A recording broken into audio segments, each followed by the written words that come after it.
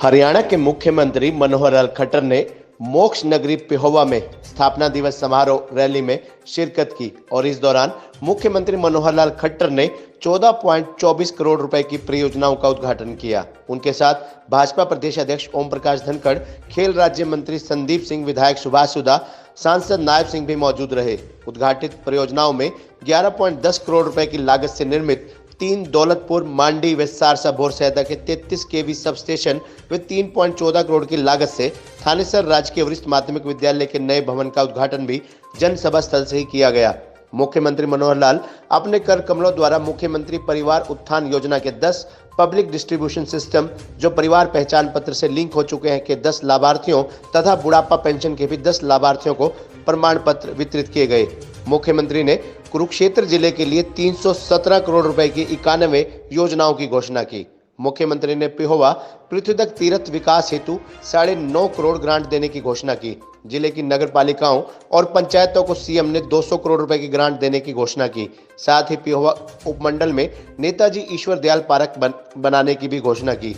इसके साथ साथ उन्होंने पशु अस्पताल इस्माइलाबाद, लाडवा में कम्युनिटी सेंटर, पिहोवा में नेता ईश्वर दयाल के नाम पर पार्क, पिहोवा में मोर्चरी और 50 बेड का अस्पताल, लाडवा में प्राइमरी हेल्थ सेंटर की नई बिल्डिंग, जिले में मार्केटिंग बोर्ड की 25 सड़कों के लिए 21 करोड़ रुपए, पिहोवा में नेशनल हाईवे की साइड पर नए सेक्टर का निर्माण, सिंचाई से जुड़ी 9 मांगों को मंजूरी, नरवाड़ा ब्रांच पर 24 करोड़ रुपए की लागत से नया steel bridge, 150 water recharging tubewell, Saraswati Tirth के लिए 9.5 करोड़ रुपए, कुरुक्षेत्र सर्किट हाउस के लिए 52 करोड़ रुपए, सब डिवीजन लाडवा की बिल्डिंग के लिए 25 करोड़ रुपए, सब डिवीजन पिहोवा में 2 करोड़ रुपए की लागत से स्टेडियम बनाए जाने की भी घोषणा की।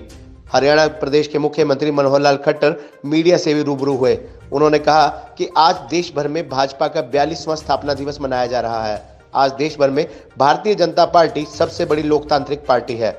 मुख्यमंत्री मनोहर लाल खट्टर ने कहा कि भ्रष्टाचारियों का पता चलते ही सबसे पहले उनकी गर्दन काटेंगे। सबूत मिलने चाहिए और पता चलना चाहिए। कई बार लुक छुप का खेल भी चलता है, हमें उसमें जनता के सहयोग की जरूरत है। चीफ सेक्रेटरी की अगुवाई में एक बॉडी का गठन भी किया गया है। नकल के केस में 71 एफआईआर हुई है। 615 लोग आज भी जेल में पड़े हैं। 300 लोग भगोड़े हैं, उनको भी पकड़ा जाएगा।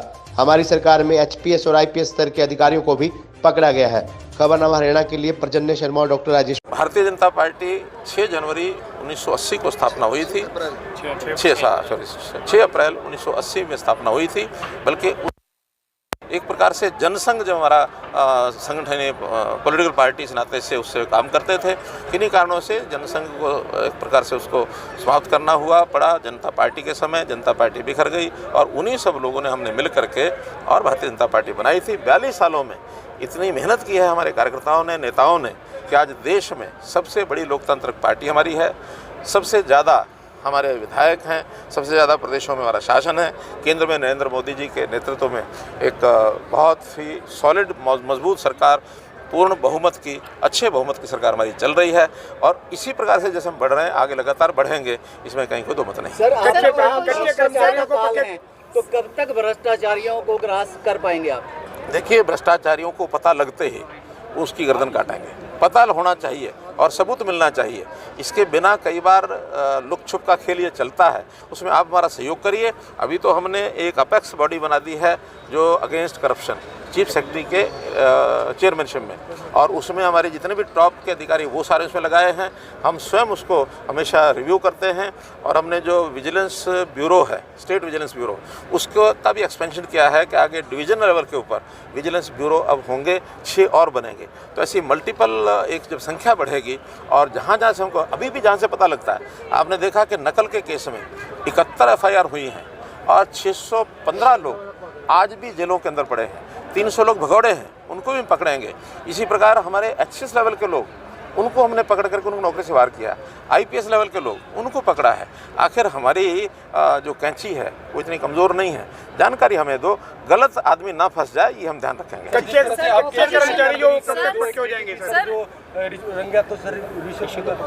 रहो वहीं रहो। हाँ बोलो सर सबसे पहले चंडीगढ़ का देखिए, चंडीगढ़ के विषय पर आप लोगों ने कल सब सुन लिया होगा कि जो विषय ठीक ठाक चल रहा था उस, अरे सुनोगे क्या नहीं? अरे सवाल तो उत्तर तो दो, कोई जवाब तो देने दो। आप सारे सवाल बोलो इकट्ठे। और बोलो। अरे एक मिनट, एक और बोलो, और बोलो। क्या कहेंगे? आज और बोलो। रैली मनाई गई है और बोलो। सर, चंडीगढ़ का विशेष और बोलो। और हो गया चंडीगढ़ आपका। का विशेष मुद्दा। और बोलो। और दूसरे और सवाल बोलो जिसका है, सारे बोल दो। सर महंगाई को लेकर सर और कर लो ना यार, क्या कर रहे हो आप? एक एक कर लो।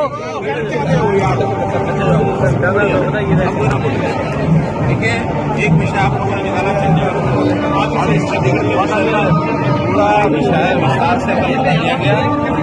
एक रेजोल्यूशन पंजाब की असेंबली में उन्होंने रखा था, जिसमें उन्होंने कहा था कि चंडीगढ़ को पंजाब को दे दिया जाए, ऐसा एक उन्होंने फर्ज किया। हमने कहा कि ये बिल्कुल हरियाणा के लोग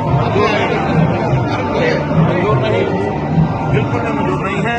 चंडीगढ़ जो है वो हरियाणा की राजधानी थी, है और रहेगी, वो रहेगी। इसलिए साथ में SYL, जिस SYL के पानी को देने में वो आनाकानी कर रहे हैं, लगातार कुछ ना कुछ उल्टा सीधा बोल रहे हैं। सुप्रीम कोर्ट ने निर्णय दे इसको ऊपर दिया करें है यार। कि 2002 में दे दिया था कि ये पानी हरियाणा का है, हरियाणा का हिस्सा हरियाणा को मिलना चाहिए। अब केवल SYL को बढ़ाने की जब बात थी, उन्होंने एक एक्ट पास किया।